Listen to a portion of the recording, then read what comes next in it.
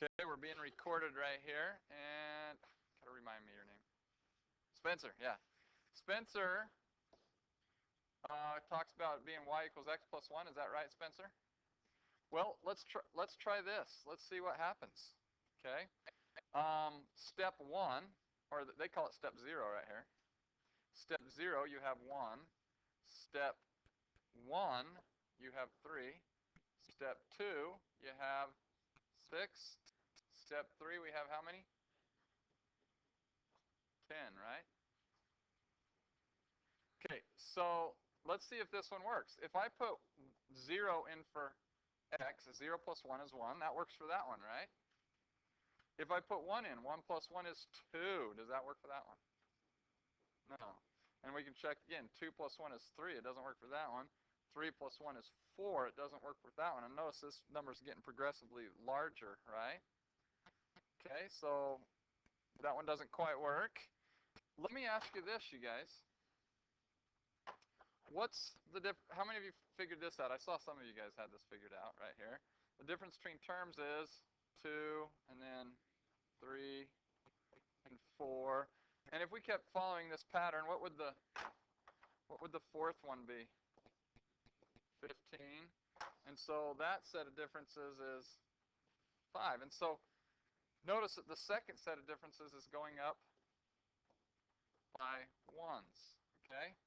Now, we've learned this so far, you guys, in this class, that if it's an exponential function, it has a common ratio. That means to get the next term, you're going to be multiplying. It's going to be doubling, or it's going to be tripling, or it's going to be quadrupling. It's not doing that, is it? We've learned if it's a linear function, that the first set of differences is going to be constant. Like this one right here, the second set of differences is constant. It's all ones.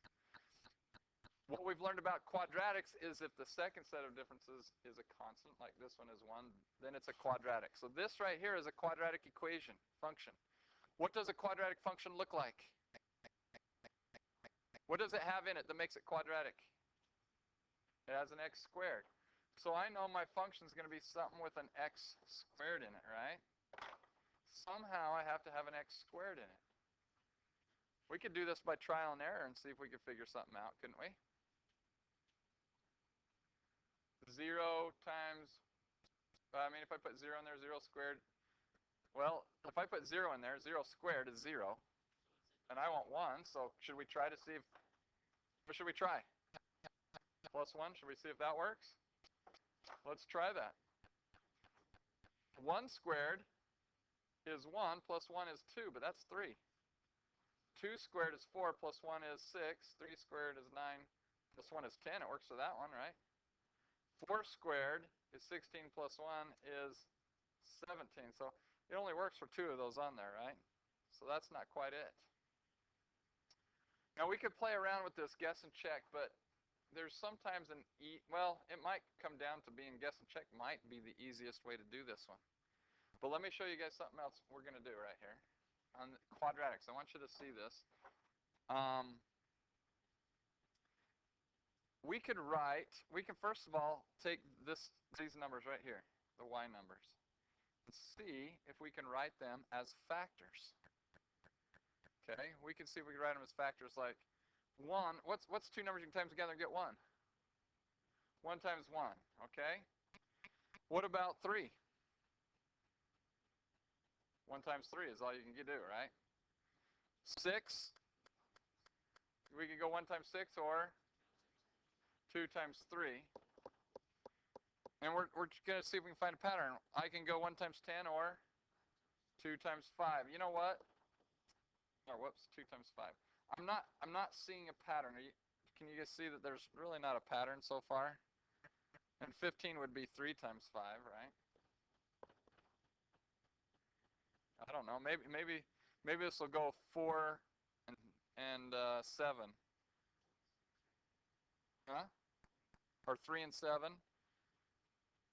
Maybe there's a little bit of a pattern there. But it's not the kind of pattern that's going to help us come up with a function. Here's another trick you can do with quadratics. Instead of doing this, what we're going to do is we're going to double each one of these numbers. Remember how we did this one other time, that we can do this. We can complete making a we can double the size of this thing, okay? We make the figure again, and we just double the size of it. It kind of makes a parallelogram. I mean, if you want to, you can make a parallelogram out of it.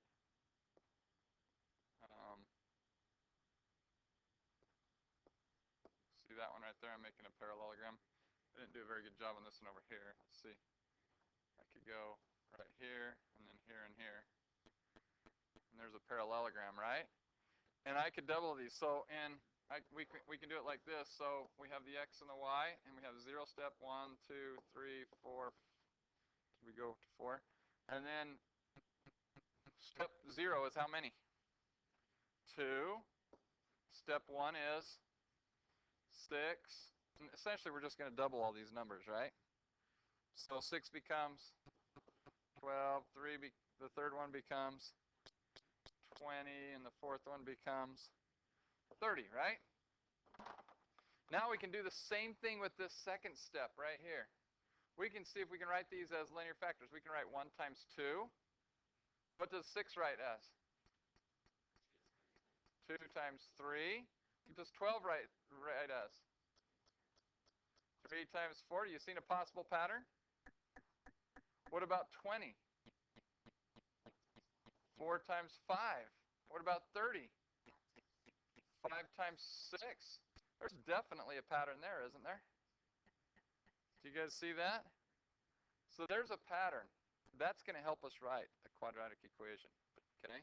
What we're going to do is we're going to write a quadratic equation for this set of numbers right here, the 1, 2, 3, 4, 5, and then for this set of numbers, the 2, 3, 4, 5, 6. Okay?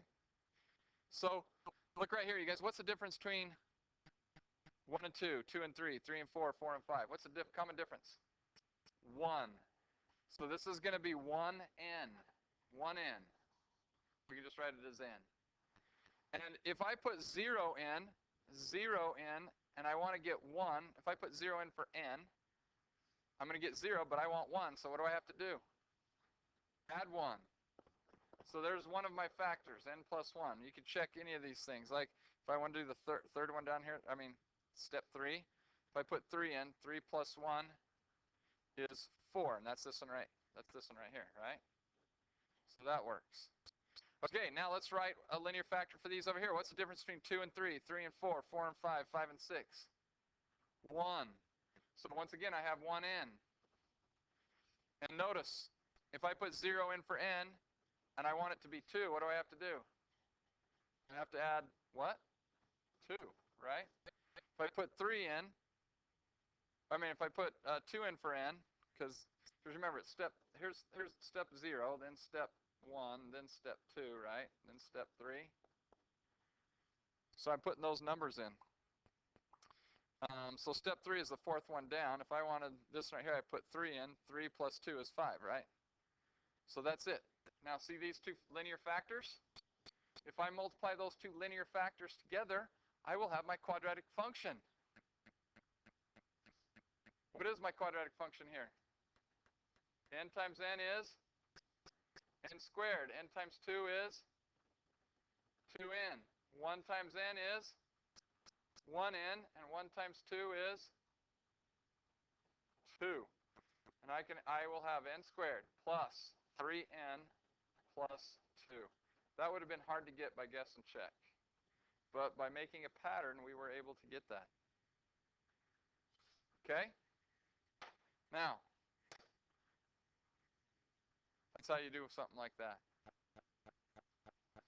Let's turn this back on. Okay, here's the problem. We're not done.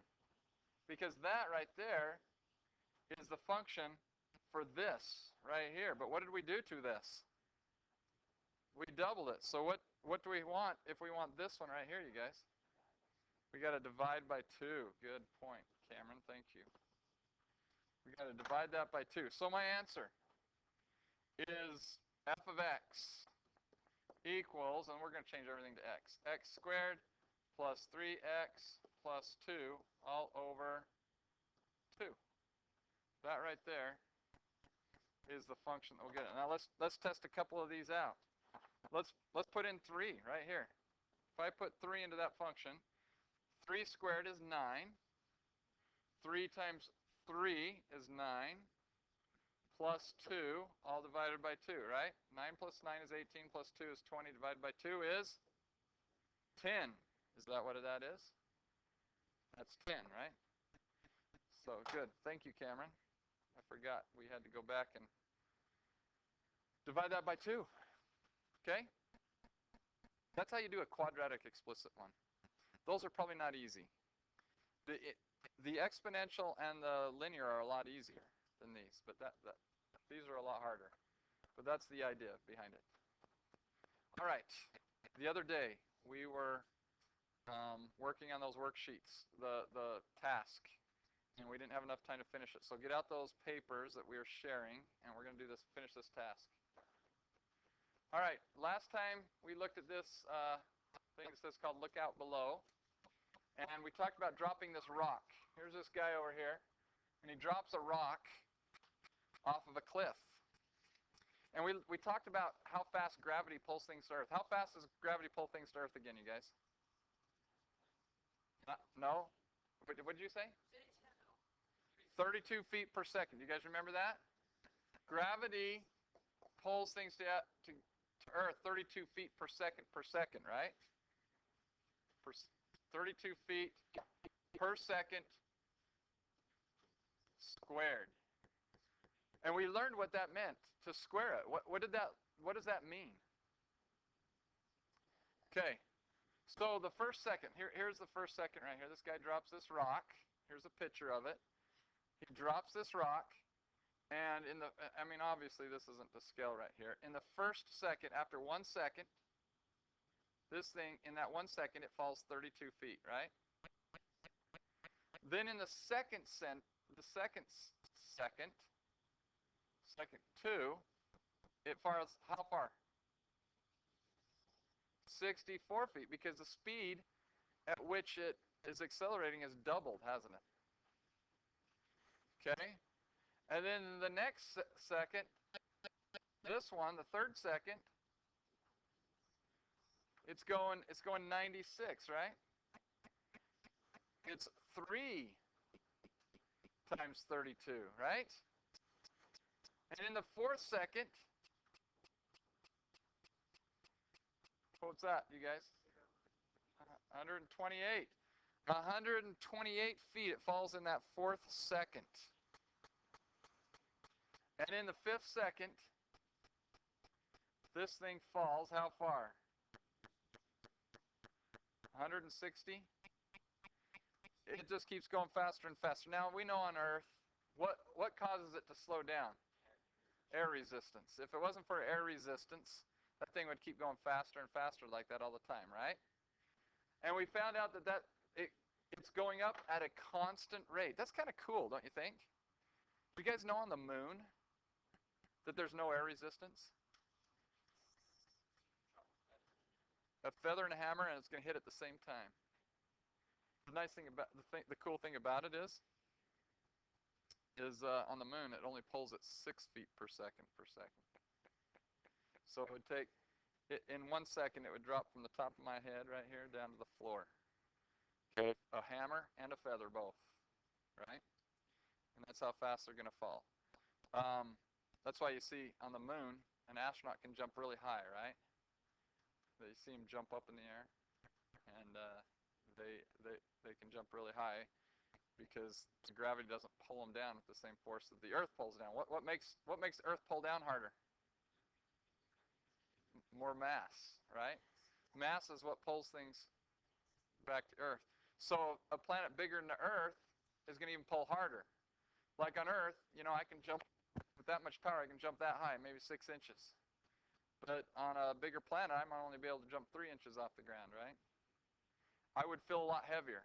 If you got on some of those planets, you'd be feeling like, like this, because you feel so heavy, right? So we're talking about this pull to Earth. Now that's a constant pull, isn't it? If I made a graph out of this, if I made a table out of this, it's for X and Y, I have 1 and 32, 2 and 64 and 3 3 and 96 and 4 and 128. And what's the difference between terms right here, you guys? 32. And so what kind of rate is this growing at? A linear pattern. It's going at a constant rate, right? That's what we mean by linear. Thank you. Okay. So we're going to look at that first problem we did. Okay, that first problem we did, if I move this up a little bit right here, whoops, we talked about this one where consider a car that is traveling at a steady rate of 30 feet per second.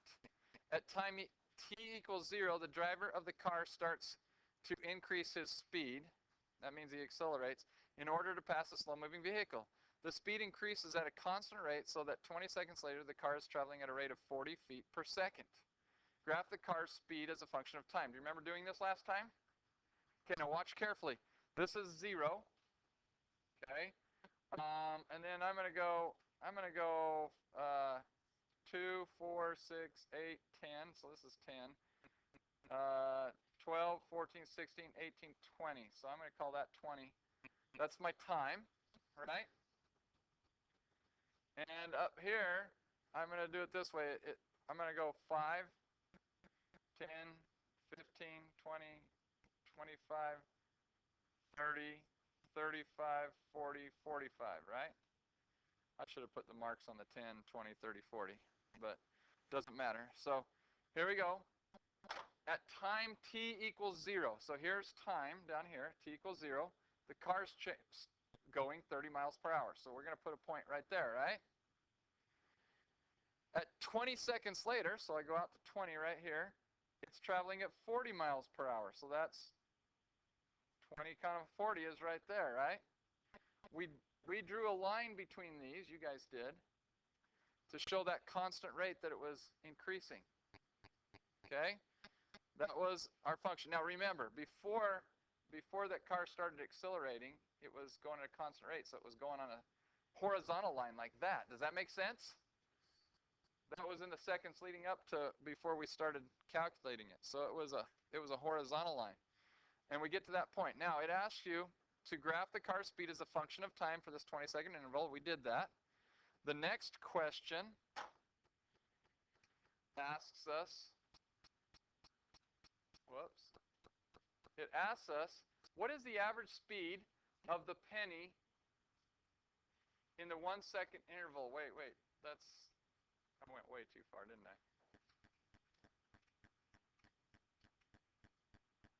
Okay, calculate the average speed of the car for this 20-second interval.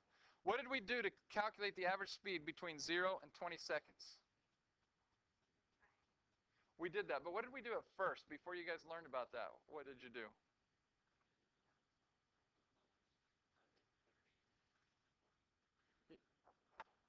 Exactly. Okay. Remind me your name again. Jameson. Is that what you said? Okay, Jameson said we take the lowest number, 30, the highest number, 40, and we average those, right? Since it grew as a constant, 70 divided by 2, it's 35. So we knew they were going 32 feet per second. Okay, that was the average speed. Okay, in part C, find the total distance the car travels during this 20-second time interval. Well, we looked at it and we said, okay, how far is it going to travel? Well, how do you figure out the distance, you guys? What was the formula we learned for distance? Distance equals rate times time, right? Okay, we learned that formula, and that was critical. Write that down if you haven't written that down in your notes. Distance equals rate times time. What was the rate it was traveling? What was the rate, you guys? What is rate the same as? Speed. What did we just calculate the speed to be? The average speed. 35. So 35. The time. How much time did we travel for? 20 seconds. What happens when you go 20 times 35? What do you get? 700 feet, right? Because it was 35 feet average per second, and 20 35s makes 700. Okay, so the next question says, find the total distance the car travels. Oh, we did that. Part D says, explain how to use area to find the total distance the car travels during this 20-second interval. And this is what I showed you. Remember this? This is what I showed you. Let's go back up. Let's see if I can get this.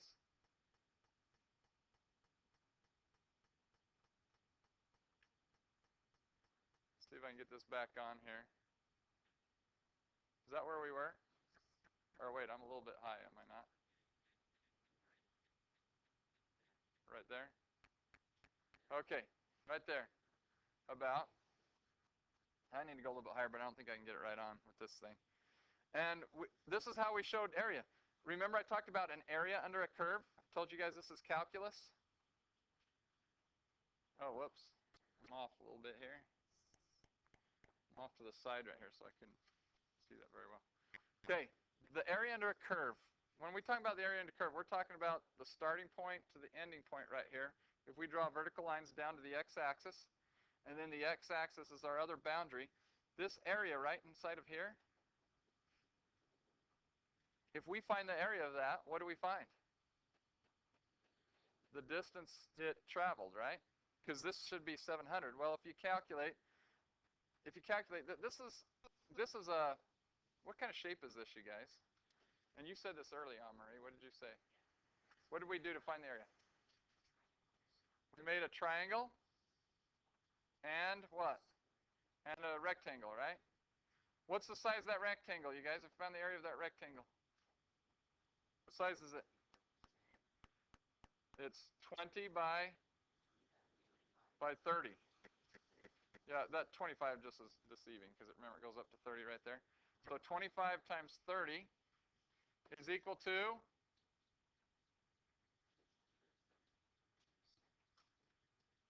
wait, we did something wrong. Oh, wait. Oh, yeah. I did. All right. 25 times 20, right? Or it's actually 30 times 20. Sorry. 30 times 20. The time was 20. So this distance was 20, and this distance was 30. 20 times 30 equals 600 feet, right? Yeah, squared. And then the area of this triangle up here, it's a height of 10, right? And a width of 20. So the area of a triangle is 20 times 10 divided by 2 because it's half of a rectangle, right? And that gives us 100 feet squared, which if we add those together, we get 700 feet squared, right? Notice that we found the distance that this thing traveled, and we also found this the area under the curve. They were the same. This is calculus, by the way, you guys. Did you know that? Did I tell you that? The only difference is in calculus you have curvy boundaries up on top, and you have to use derivatives to find them, whereas this one we had a straight line so we could find it pretty easily. Got it? All right, so now that you guys know this much, I'm going to clear this off of here, and we're going to go on to this next problem. All right. I want you guys to do this in groups.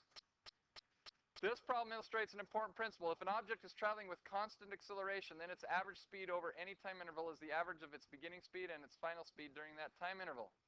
Let's apply this idea to a penny that has dropped at initial speed is 0 when t equals 0 from the top of the Empire State Building.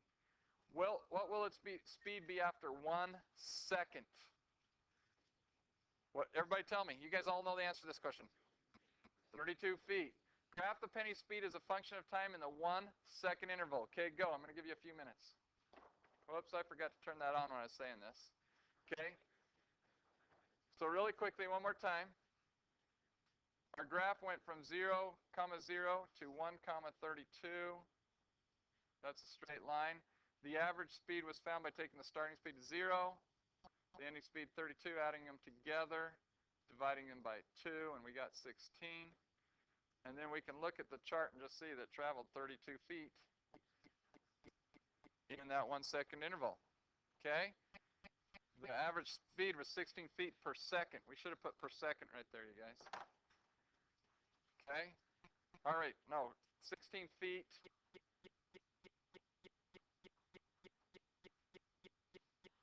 Yo, no, you guys, these guys, he was right. He was right. The average speed in the second, we went 32 feet, didn't we? It was the average speed was 32. Oh no, we're talking about the average speed. No, this is right. 16 seconds is average because we're talking about the average speed. We're not talking about the total speed. The average speed was 16 because if we would have been going 32 miles per hour the whole time, or 32 feet per second the whole time, we would have traveled further than that, right? Okay, so we got that down. Now, I'm going to clear that ink right there. We're going to go down to page 3 right here. Falling, falling, falling. Now, here's a moon problem that we just talked about. When the astronauts went to the moon, they performed Galileo's experiment to test the idea that any two objects, no matter their mass, will fall at the same rate if there is no air resistance, like on the moon, because the moon doesn't have air resistance. We are going to pretend like we're the astronauts dropping moon rocks and thinking about what happens. On the surface of the moon, constant acceleration increases the speed of a falling object by 6 feet per second each second, okay? So 6 feet per second each second. That is, if an object is dropped near the surface of the moon, e.g. its initial speed is 0 when time equals 0, right? Then the object's instantaneous speed after 1 second is 6 feet per second. After 2 seconds, it is 12 feet per second, and so on, right? Okay, so number 1, using this information, create a table. So that's what I want everybody to do right now. Create a table for the speed of an object that is dropped from a height of 200 feet above the surface of the moon as a function of the elapsed time in seconds since it was dropped. I want everybody to do that right now. I'm going to give you 1 minute in your groups. Do it. Okay, so Cameron's saying you keep on adding 6 feet to it. 18, 24, 32, 48.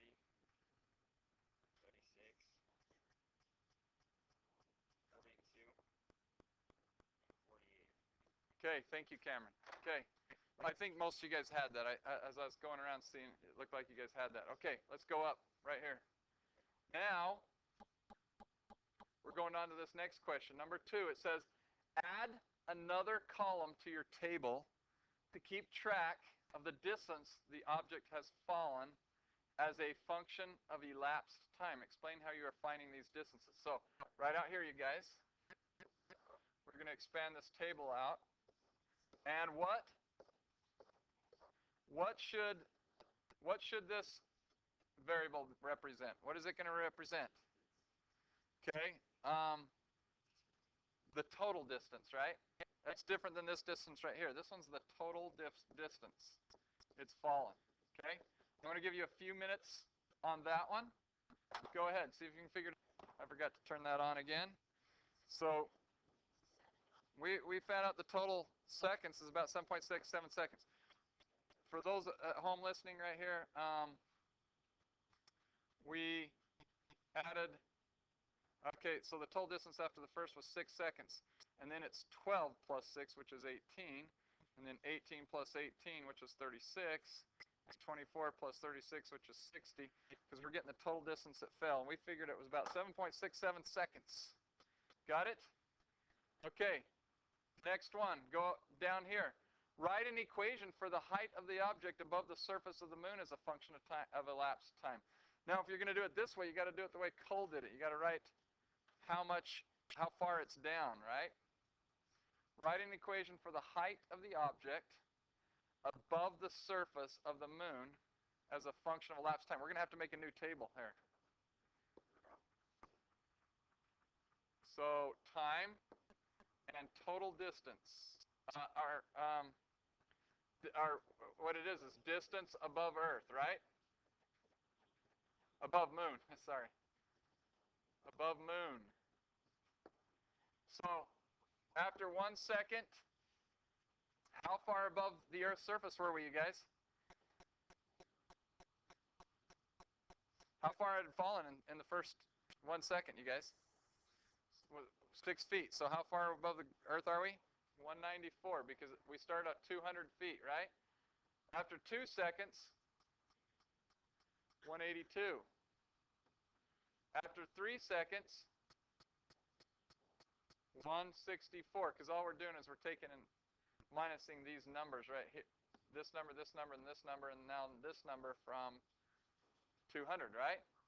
After 4 seconds, 140. After 5 seconds, 110. After 6 seconds, 74. After 7 seconds, we're 32 feet above the surface of the moon. And at 8 seconds, we're negative 16, right? So could we write a function for this, you guys? Could we write a function for that? By the way, is this a constant difference between terms? Huh? It's not a constant difference between terms, right? Because, can I move this over, do you think? Oh, great.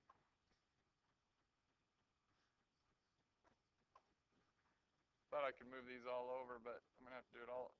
There we go.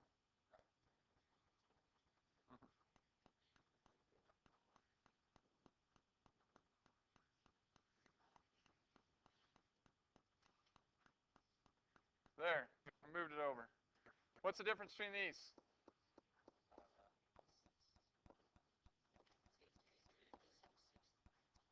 Well, let's see. What's that?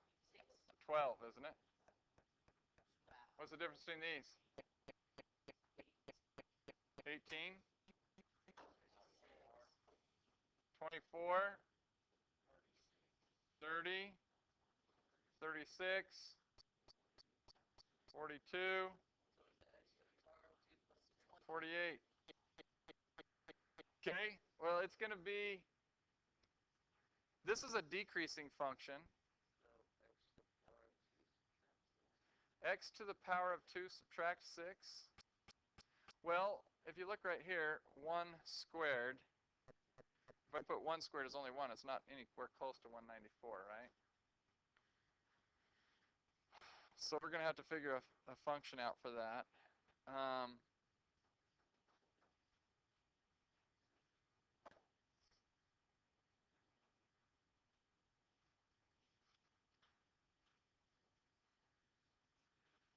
Has anybody plotted these points on a graph? Okay, right here on this assignment. Number 1, it says find the indicated value of the function for each value of x. So right here, it tells me what x is equal to. X is going to be negative 2, negative 1, 0, 1, 2, 3. Basically, you guys, I'm making a table of values. That's what I'm doing, making a table of values. Everybody follow along. You guys all got the assignment. I'm doing problem number 1 with you. Okay? It wants me to put negative 2 in, then negative 1, then 0, then 1, then 2, then 3. That's what these numbers are right here. And it wants me to find y. Now, I said get your calculator because you're going to need your calculator to do this. Okay? 3 to the 1/2 power. So the first one is 3 to the negative 2 power. 3 to the negative 2 power. Except for, this is what I want you to see. 3 to the negative 2 power means 1 over 3 to the 2nd power. You guys were supposed to learn this last year. Do you remember learning this? It's called the rules of exponents.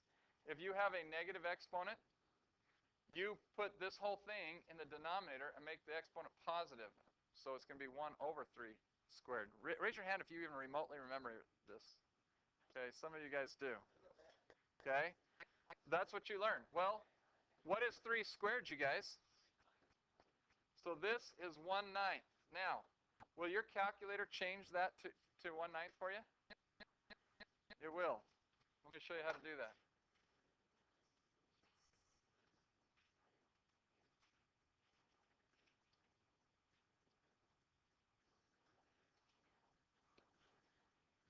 Okay, so right here, you guys, if I go 3 raised to the negative 2 power, remember, the negative button is down here. Don't use the minus button. You'll get an error. Okay, use that one. You get 0.111.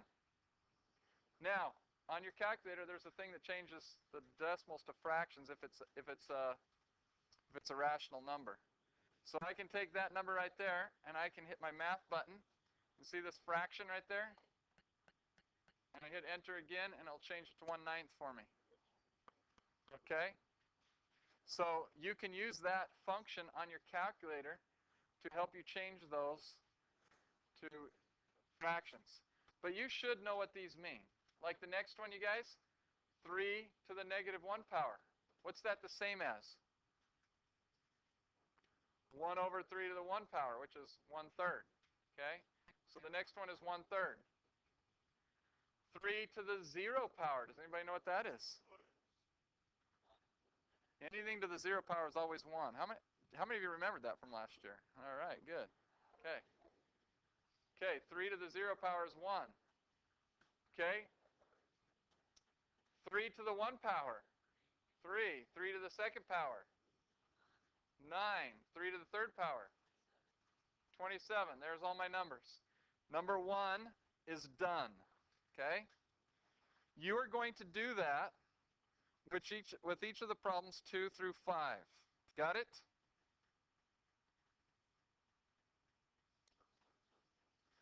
Now, go to the set part, problem number 6.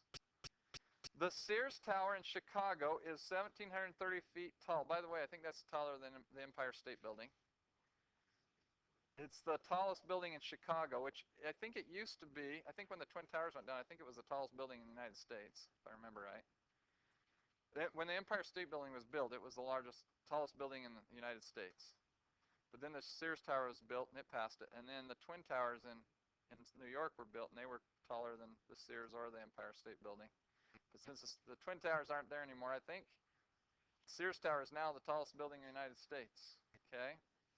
It says it's 1,730 feet tall. If a penny were let go from the top of the tower, the position above the ground, S of t of the penny at any given time t would be S of t equals negative 16t squared plus 1,730. Okay?